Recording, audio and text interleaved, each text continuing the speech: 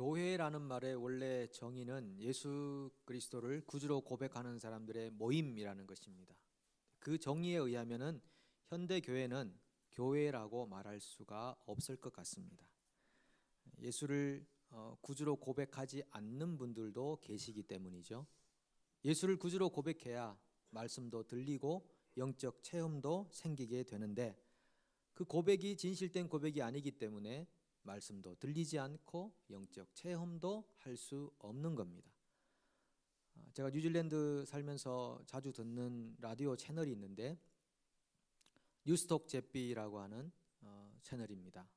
FM 89.4로 가시면 나오는데, 89.4를 정확하게 맞추면 그 뉴스톡 제비의 내용이 다 들리지만은 여기서 들린다는 말은 다 해석이 된다는 말은 아니고 귀로 들린다는 거죠. 다 들리지만 주파수가 다르면 다른 내용이 들리는 것입니다. 영적 주파수가 맞춰져 있지 않으면 하나님의 살아있는 말씀이 들려오지 않습니다. 다른 종교나 철학으로 들려오는 것이고 역사로만 들려오는 것이지 생생한 주님의 음성으로 우리 귀에 절대 들려올 수가 없는 것이죠. 그래서 체험도 없고 변화도 없는 것입니다. 그래서 요즘의 교회는 능력이 부족하고 파워가 없고 영향력이 없는 교회로 자리매김하고 있습니다. 미국의 상원 의원을 지닌 리차드 헬버슨이라는 분이 교회를 이렇게 말했습니다. 처음에 교회는 살아계신 그리스도를 중심으로 한 사람들의 교제 모임이었다. 그러나 그 후 교회가 그리스도로 이동하여 철학이 되었고, 로마로 건너가서 제도가 되었고, 유럽으로 건너가서 문화가 되었고, 미국으로 건너와서 기업이 되었다. 원래 그리스도를 중심으로 한 교제, 영적 교제의 장소가 교회인데 그것이 철학이 되고 제도가 되고 문화가 되고 기업이 되었다. 거기다가 어떤 분은 더 붙이죠. 한국으로 건너와서 대기업이 되었다라는 것입니다. 교회가 대기업이 되어버렸습니다. 영적인 생생한 교제의 장소가 아니라 철학과 제도와 문화와 기업, 대기업으로 되어버린 이 상태의 교회가 어떤 영적인 능력을 행사할 수 있겠냐 하는 것이죠. 그래서 오늘 저는 설교 제목을 현대 교회 생활에서 가장 중요한 것이라고 했습니다. 무엇이겠습니까? 복음이 철학이 되고 제도가 되어버리고 문화가 되고 기업이 되어버린 이 사회에서, 이 현대 교회에서 가장 중요한 내용이 무엇이겠습니까? 그것은 믿음이라고 하는 것입니다. 믿음이라는 것은 하나님과 영적 주파수를 맞추는 것이고 하나님과 내가 연결되는 것을 의미하는 것입니다. 원래 사람은 하나님과 원수된 관계였습니다. 죄를 범해서 하나님과 원수였습니다. 그런데 이 원수된 관계가 회복되어서 하나님의 자녀가 되고 하나님의 백성이 되는 것을 믿음이라고 표현하는 것입니다. 믿음은 연결입니다. 하나님의 자녀로서 연결되는 것을 믿음이라고 하고, 곧 그것은 만남을 의미합니다. 믿음은 하나님을 만나는 것입니다. 하나님께서 우리를 찾아오셔서 우리를 만나주셔서 그때부터 계속적으로 하나님과의 만남이 발생하는 것, 그것을 믿음 생활이라고 표현하는 거죠. 그런데 이 믿음을 관념적이거나 이론적으로 생각하면 큰 혼란이 생기게 되는 것입니다. 분명히 입술로는 믿는다라고 신앙 고백은 하는데 만남이 일어나지 않기 때문에 그 고백은 가짜 고백입니다. 스스로에게도 자신을 속이고 있는 것입니다. 그 믿음은 참된 믿음이 아닙니다. 그래서 현대 교회가 파워가 없는 이유가 가짜 믿음을 가지고서도 그것이 믿음인지 아닌지 분간할 수 없는 영적 상태에 있는 분들이 계시기 때문에 교회가 파워를 상실하는 일들이 생기는 것이죠. 우리가 정말 여기에 모인 우리 모두가 참된 믿음, 하나님과의 연속되는 만남을 가지는 참된 믿음을 가진다면 이 교회는 180도 달라지게 될 겁니다. 지금과는 다른 영적인 능력을 세상에 행사할 수 있는 그런 교회, 정결한 주님의 신부로서의 교회가 될 수 있을 것입니다. 믿음이 없으면 첫 번째 나타나는 현상, 그것은 예배의 구경꾼이 됩니다. 예배를 관람하는 자가 되는 것입니다. 예배란 무엇입니까? 프로스키네오, 주님 앞에 기는 것입니다. 납작 엎드리는 것입니다. 자신의 모든 공로를 내려놓고 자신의 모든 존재를 내려놓고 하나님, 제가 죄인입니다. 주님의 은혜로 살 수 있습니다. 하나님의 은혜를 내게 부어주십시오. 이 겸손함이 전제가 되는 것이 예배인데 어떻습니까? 하나님 앞에 나올 때 내 의를 가지고 나오고 공로를 가지고 나오고 자존심 가지고 나오고 하나님 앞에 내세울 것 많이 가지고 나오지 않았습니까? 그건 예배가 아닌 것이죠. 예배의 구경꾼, 관람자로 전락하는 겁니다. 다윗이 사울을 피해서 쫓겨다닐 때 있었던 한 사건을 여러분들에게 소개합니다. 사무엘상 21장에 가면 그 스토리가 있는데요. 다윗이 사울을 피해 다니다가 노비라는 지역으로 도망을 가게 됐습니다. 배도 고프고 힘드니까 거기 제사장 아히멜렉을 만나서 뭐 좀 먹을 거 없습니까? 그래서 성소에 마련된 떡을 다윗이 먹게 됩니다. 먹고 골리앗이 죽으면서 남겨놓은 칼을 다윗이 가지고 그 장소를 떠나게 됩니다. 근데 그 장소에 누가 있었냐 하면 도액이라는 사람이 있었습니다. 이 도액은 어떤 사람인가? 사울의 신하였습니다. 사무엘상 21장 7절에 보면 그날에 사울의 신하 한 사람이 여호와 앞에 머물러 있었는데 그는 도액이라 이름하는 에돔 사람이요 사울의 목자장이었더라. 제사를 드리는 그 제사 공간 안에 제사와는 전혀 관계없는 사울의 신하, 제사를 감시하고 제사를 방해하는 이방인 불신자로 그곳에 있었던 사람입니다. 제사장을 견제하고 제사장을 감시하는 제사의 어떤 행위로서 자기를 드리는 자가 아니라 제사를 감시하는 자로 방해꾼으로 그 자리에 서 있었던 도액이라는 사람이었죠. 예배자가 아닙니다. 구경꾼을 넘어서 아주 못되고 고약한 방해꾼이요 살인자로 도액은 그 자리에 있었습니다. 다윗이 떠난 후에 이 도액이 사울에게 가서 이 사실을 다 알리게 됩니다. 사울 왕이시여, 다윗이 놉 땅에 와서 제사장에게 떡을 먹고 골리앗에서 칼을 가지고 도망갔나이다. 그때 사울이 분노하면서 놉 땅으로 갑니다. 그리고 제사장들을 모조리 다 죽여버립니다. 사울이 자기 신하에게 이 제사장들을 다 죽이라 하고 있을 때 신하들이 두려워서 손을 못 대고 있을 때 도액이라는 이 사람이 나타나서 제사장 85명을 칼로 도려냅니다. 그리고 그 주민들과 짐승들을 모조리 다 죽여버립니다. 예배자의 구경꾼 관람자인 도액이 살인자요 방해꾼이라는 사실은 더 이상 부인할 수 없는 명백한 사실이 되는 것이죠. 사실 변화되기 전 사도 바울도 그런 사람이었습니다. 지금 오늘 읽었던 이 내용은 사도 바울이 아그리빠 왕에게 자신의 간증을 하고 있는 그런 내용입니다. 그가 하나님을 섬긴다고 하면서 예수 믿는 사람들을 얼마나 핍박했습니까? 하나님을 섬긴다고는 하지만 올바로 섬기지 않을 때 결국 결과적으로 하나님의 사람들을 핍박하는 자리에 서게 되는 겁니다. 이건 영적인 원리라고 하는 것이죠.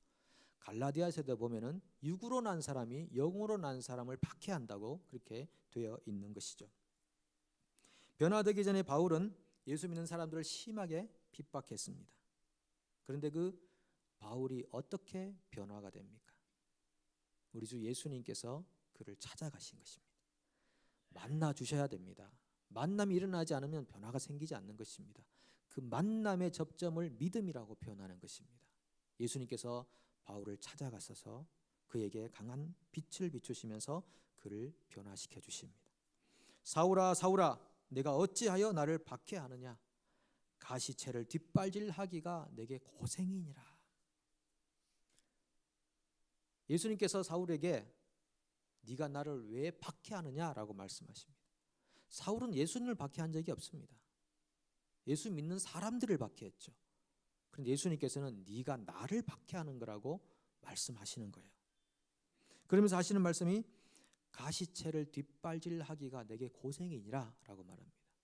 이 가시채는 그 당시 농경 문화에서 등장하는 이야기입니다. 짐승이나 소나 짐승들에게 나무에 못을 박아놓고 주인의 말을 순종하지 않을 때 그것을 거스르려고 할 때 자꾸 찔리게 해서 고통을 주는 그런 도구인데 지금 변화되기 전에 이 바울이 이 가시체를 뒷발질하면서 계속적인 고통을 스스로 자아내고 있다는 주님의 말씀인 것이죠. 흥크러진 실타래가 있으면 그 실타래를 하나하나 정리해 가야 되는데 실타래를 풀기 위해서 급하게 하다 보면 그 실타래가 더욱 흥크러지게 되는 그런 현상. 지금 변화되기 전에 바울의 모습이 그렇다는 것입니다. 올바로 하나님을 섬기지 못하니까 고통만 반복되고 있다는 것을 말씀하고 계시는 거죠. 여러분 인생 어떻습니까? 여러분 인생이 정말 가시체를 혹시 뒷발질하고 있는 인생은 아닙니까? 이스라엘 백성들이 40년 광야 생활을 해야 했던 그 모습처럼 그 고통을 스스로 만들고 계시진 않습니까? 우리 교회 어떤 분은 열심히 있는 세 가족만 오면 집에다 불러놓고 밥을 해먹여요. 얼마나 좋은 일입니까? 근데 밥을 먹여놓고서는 2시간, 3시간 내내 그 세 가족에게 교회를 비난합니다. 교회 사역을 비방합니다. 목회자를 헐뜯습니다. 교회에 사는 이 모든 사역들 다 없어져야 된다. 이렇게 얘기합니다. 이상한 색안경을 끼고 교회를 바라보도록 자꾸 성도들의 신앙에 금이 가도록 낙심하도록 만드는 가정이 있는 거예요. 여러분 그것이 과연 듣는 사람에게 신앙적 도움이 되는 일입니까? 열매가 있습니까? 열매 없는 일입니다. 아까운 밥은 왜 해먹이시면서 가시체를 뒷발질하는 거 아니겠습니까? 스스로 계속 고통을 자아내는 일이라는 것이죠. 이거 열매 없는 일이에요. 에베소서 5장 11절로 13절에서 이렇게 말씀하십니다. 너희는 열매 없는 어둠의 일에 참여하지 말고 도리어 책망하라. 그들이 은밀히 행하는 것들은 말하기도 부끄러운 것들이라. 그러나 책망을 받는 모든 것은 빛으로 말미암아 드러나나니 드러나는 것마다 빛이니라. 열매 없는 어둠의 일이라고 생각하면 그치라는 것이죠. 만약 누군가가 열매 없는 어둠의 일에 오시오라고 한다면 도리어 책망하라. 그것은 열매 없는 일이다 라고 주님의 진리의 검을 가지고 책망해 줘야 되는 거죠. 그래야지 그곳으로부터 내가 벗어나는 것이에요. 그 책망하지 않으면 계속 그 어둠의 일에 동참하게 되는 결과가 밖에 되지 않는 것입니다. 그들이 은밀히 행하는 것들은 말하기도 부끄러운 것들이라. 그 일들은 빛으로 인하여 드러나게 되어 있다라고 하는 것입니다. 빛이 임하면 어둠이 드러나게 되어 있어요. 누가복음 8장 16절로 17절 말씀 이런 말씀입니다. 누구든지 등불을 켜서 그릇으로 덮거나 평상 아래 두지 아니하고 등경 위에 두나니 이는 들어가는 자들로 그 빛을 보게 하려 함이라. 숨은 것이 장차 드러나지 아니할 것이 없고 감추인 것이 장차 알려지고 나타나지 않을 것이 없느니라. 불을 켜서 등경을 높은 곳에 두면 이 방안이 다 밝아지는 것입니다. 어둠이란 것은 빛이 올 때 드러나고 밝혀진다는 것이죠. 혹시 여러분 사시면서 내가 죄인이구나, 내가 이것이 잘못된 것이구나, 내 허물이 이러하구나 라고 알게 된다면 역시 내게 빛이 임했구나, 하나님의 빛이 임했구나 이렇게 생각하시면 되는 겁니다. 공동체의 어둡고 추악한 죄악들이 밝히 드러나는 때가 있습니다. 감춰져 있던 것이 드러납니다. 왜요? 주님의 빛이 임할 때 그런 일이 나타나는 것입니다. 그래서 이게 어둠의 일이었군요. 정말 숨겨지고 숨겨진 일이었지만 이제 온 세상의 천하에 밝히 드러난 일이었군요 라고 고백하는 자리에 우리가 가게 되는 것이죠. 그것이 주님의 빛이 임할 때 되는 일입니다. 변화되기 전 바울에게 주님의 강력한 빛이 임했습니다. 그리고 바울은 알았습니다. 내가 주님을 박해했군요 라는 것을 알게 되었습니다. 그것이 빛이 임할 때 되어지는 일이죠. 그 주님께서 뭐라고 하십니까? 이제 너의 발로 일어나 서라 이렇게 말합니다. 너의 발로 일어나 서라. 예수님께서 바울을 이렇게 세워준 것이 아니라 네가 네 발로 다시 일어나라 라고 하는 겁니다. 이건 뭡니까? 바울에게 무너져 버렸던 의지를 작동시켜 주는 것입니다. 우리가 예수를 만나기 전에는 의지가 무너져 있습니다. 하나님의 백성으로 살고자 하는 의지가 무너져 있습니다. 그래서 자기 힘으로 못하는 것입니다. 근데 주님께서 우리를 만나주시면 무엇이 회복되는가? 그 믿음이란 것이 발생되면 우리의 의지가 회복이 되는 것입니다. 주님은 우리의 의지를 무시하지 않는 분이시죠. 어떤 분들은 예수님을 어떤 영적인 파워로만 생각합니다. 어떤 기운으로 생각합니다. 그래서 우리 의지도 무시하시고 우리를 강압적으로 조정해 가시는 분으로 혼돈하는 경우가 있습니다. 하나님, 내 마음이 이렇게 굳어졌는데 하나님이 원하시면 내 마음 한번 바꿔보시죠. 자신이 굳게 닫아놓은 문을 정당화하는 이 자세는 아직 예수님을 만나지 않았다는 것을 입증해 주는 것입니다. 예수님을 진정으로 만나면 그것을 믿음이라고 표현하는데, 그 믿음이 생기면 잃어버렸던 의지를 다시 회복하게 되는 것입니다. 그래서 예수님께서 원하는 삶을 살고자 하는 거룩한 소망이 내 안에서 작동하기 시작하는 거예요. 지난 주중에 제가 앱섬에 가서 한 식당에서 그 점심을 먹은 적이 있습니다. 점심을 먹는데 가격도 싸고 음식도 맛있고 말레이시안 음식인데 어딘지 물으시면 제가 나중에 가르쳐 드리겠습니다. 음식을 먹으면서 야, 참 맛있다. 우리 입맛에 참 맞다. 여러분, 그렇게 맛있다, 좋다라고 할 때 어떤 생각이 듭니까? 또 와야겠다, 이런 생각이 들죠. 우리의 의지가 발동되는 것입니다. 맛있는 음식을 만나고 참 좋다라고 우리 속에 경험이 될 때 죽었던 의지가 발동이 돼요. 그래서 또 와야지, 이렇게 생각하는 겁니다. 그래서 이번 주 금요일 날 또 예약해 놨습니다. 가야지 라고 하는 것입니다.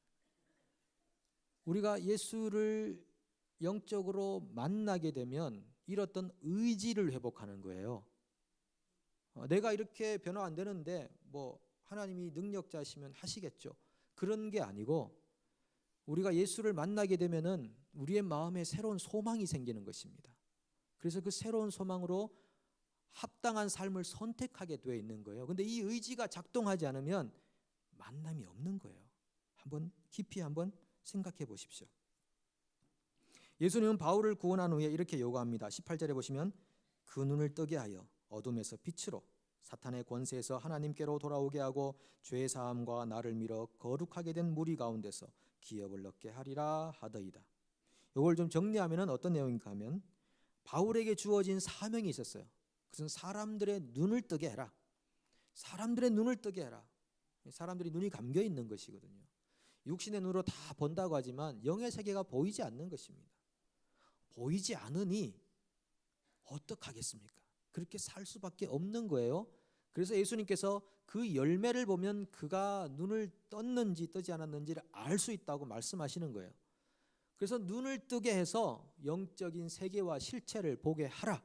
그것이 첫 번째 주어진 명령이고, 그렇게 되면 하나님 앞에 전심으로 나아가게 되는, 하나님과 연결되는 그런 상황이 생기면서 결국 거룩한 무리, 교회의 구성원이 되게 하라는 주님의 명령인 것입니다.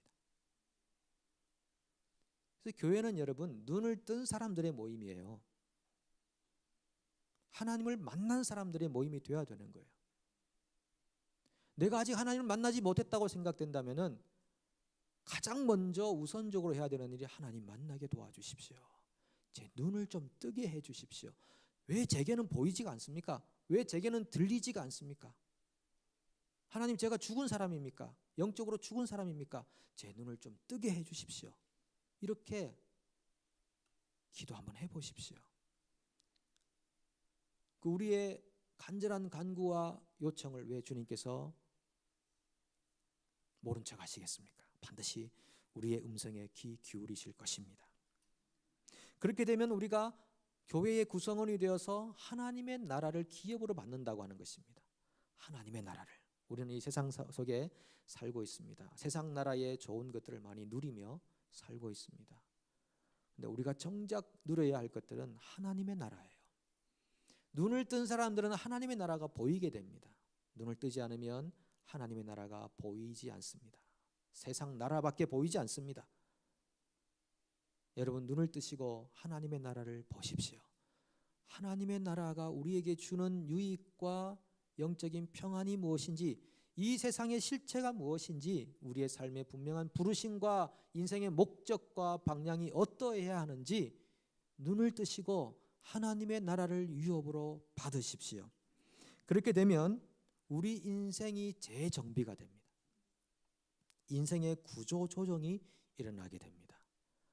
그렇지, 내가 지금까지 수십 년을 살아오면서 인생의 방향이 잘못되었었구나.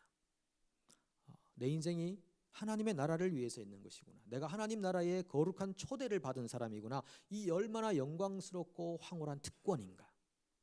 그 거룩한 특권 의식을 가지고 하나님께서 하시고자 하는 일에 동참하고자 하는 거룩한 열정과 마음이 여러분들에게 일어나기를 축복합니다. 이번에 우리가 100일 통독을 하면서 수많은 간증의 이야기들이 나올 수 있었어요.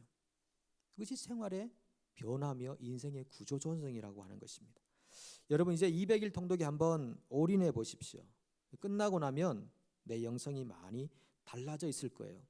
그리고 하나님 나라를 위해 내 인생이 초점을 다시 정조준을 하게 될 것입니다. 그래서 우리가 지역 선교와 열방 선교와 동족 선교라고 하는 하나님의 이 거룩한 그 부르심 앞에 우리 모두가 무릎을 꿇고 하나님, 그렇군요. 우리가 더 이상 살아야 할, 우리 인생과 목숨이 부지되어야 할 목적이 여기에 있군요. 우리를 눈을 뜨게 하셨으니까 하나님, 우리가 다시 영적인 세계를 바라보면서 우리로 하여금 하라고 하신 일, 명령하신 일 우리가 순종하며 인생을 마치고 싶습니다. 이렇게 고백하는 고백이 여러분 가운데 있게 될 줄로 믿습니다. 여러분, 우리 하나님은 창조의 하나님이시죠. 무에서 유를 창조하신 분이십니다. 없는 것을 있는 것 같이 부르셨다고 말씀하셨어요. 그러면 우리가 하나님의 형상을 닮은 인간이라면, 하나님과 만나는 만남을 가진 믿음의 사람이라면 하나님이 하시는 창조의 일을 우리도 하게 되어 있습니다. 우리 김진경 총장님 보십시오. 연변 그 허허 벌판에다가, 아무것도 없는 허허 벌판 광야에다가 지금 어마어마한 학교를 설립해서 중국의 심장을 다시 새롭게 교육으로 회복시키는 일을 진행하고 계신 것 아닙니까? 무에서 유를 창조하신 거나 마찬가지죠. 그것이 하나님의 은혜로 성장해서 평양과기대가 설립이 되고, 이런 놀라운 일들이 어떻게 생깁니까? 하나님을 만나고 눈을 뜬 사람이 하나님의 나라의 부르심을 깨닫고 자기 인생의 모든 것을 벨설물로 여길 줄 알고, 인생의 정말 실체라는 것은 세상 나라가 아니라 하나님 나라인 것을 알고 그의 인생을 드렸더니 이런 놀라운 새 창조의 역사가 이루어진 것 아니겠습니까? 하나님께서 오늘 주님의 교회를 그 창조의 역사로 부르고 계십니다. 여러분의 인생의 시간을 어디에다가 허비하며 사시겠습니까? 우리 주님 앞에 곧 가게 될 텐데, 우리 인생을 결산하실 때, 주님이 물으실 때 뭐 하다 왔느냐라고 하실 때 무엇이라고 대답하시겠습니까? 그 결산, 회개 결산할 날을 기다리면서 우리가 그 결산의 때를 준비해야 되지 않겠냐는 것입니다. 여러분, 인생의 구조조정을 한번 해보십시오. 여러분이 눈을 뜬 사람이라면 하나님의 나라의 부르심에 한번 응답해 보십시오. 현대 교회에는 믿음이 없는 사람들도 함께 있기 때문에 교회 안에서 대화할 때 영적 대화가 되지 않는 일들이 많이 있습니다. 서로가 주파수가 다른 이야기를 하는 일들이 얼마나 많이 있습니까? 믿음이 있으면 믿음의 뿌리인 하나님의 관점을 말하게 되고, 믿음이 없으면 세상의 관점으로 이야기하게 되니 이 영적 대화의 불통, 이것이 얼마나 우리를 고통스럽게 하고 답답하게 만드냐 하는 것입니다.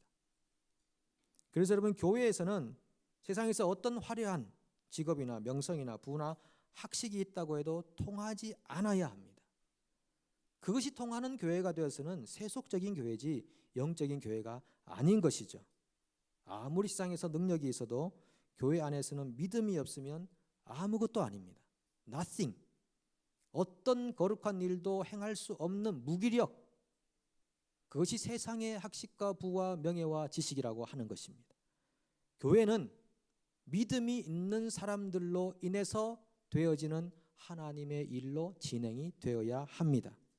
그래서 믿음이 제일 중요한 거예요.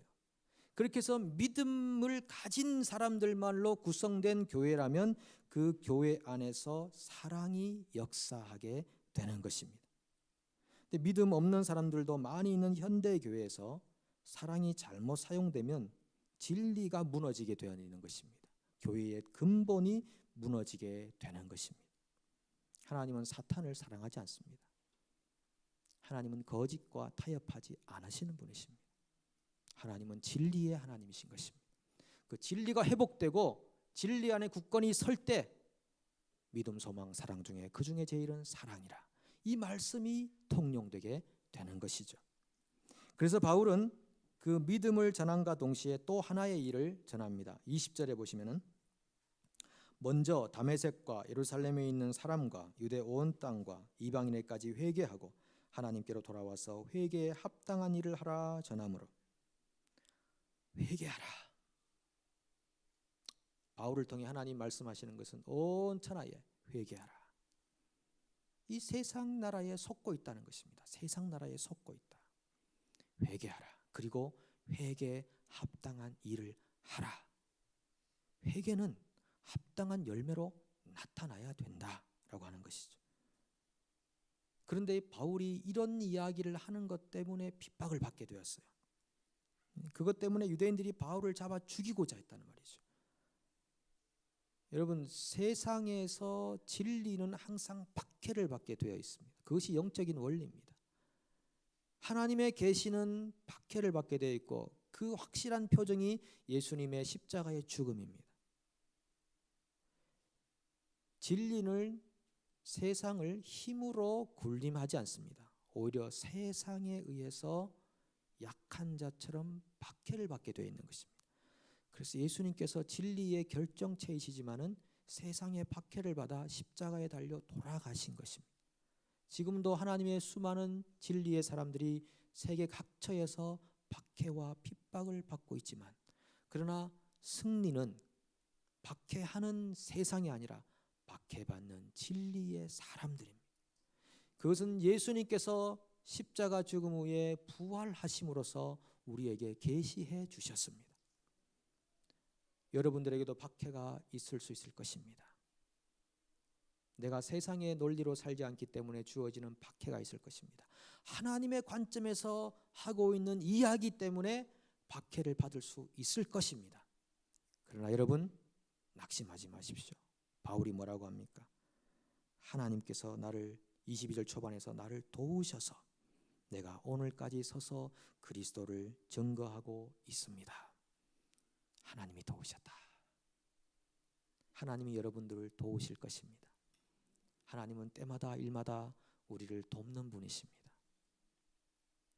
진리로 철저히 무장되어서 하나님의 나라를 사모하는, 죽었던 의지를 발동시키는 하나님의 사람들이 되시기를 바라고, 그 믿음이 충만한 사람들이 되시기를 바라고, 그 믿음을 사용하실 때 혹 주파수가 맞지 않아 세상 사람들로부터 오는, 아직 예수를 알지 못하는 사람들로부터 오는 박해와 핍박이 있어도 여러분 그것을 영광스럽게 생각하시고 반드시 하나님이 도와주셔서 우리를 승리하는 교회로 이끌어 가실 테니 믿음으로 끝까지 거룩한 일에 동참하는 거룩한 교회 되시기를 축복합니다. 네, 함께 기도합니다. 하나님 아버지, 감사합니다. 우리가 아버지의 백성들입니다. 우리 안에 감추어졌던 것들, 숨겨졌던 것들 빛이 임하사 드러나게 하시고 우리를 하나님 앞에 큰 죄인임을 깨닫게 도와주심을 감사합니다. 하나님, 우리에게 찾아오신 그 하나님의 사랑 때문에 믿음을 가진 자가 되었는데 잃어버린 의지를 다시 작동시켜서 하나님의 거룩한 일을 사모하고 열매 없는 일을 버리고 하나님의 나라를 함께 세워가는 하나님의 거룩한 창조의 역사에 동참하는 하나님의 귀한 사람들 되게 하여 주시옵소서. 예수님의 이름으로 기도합니다. 아멘.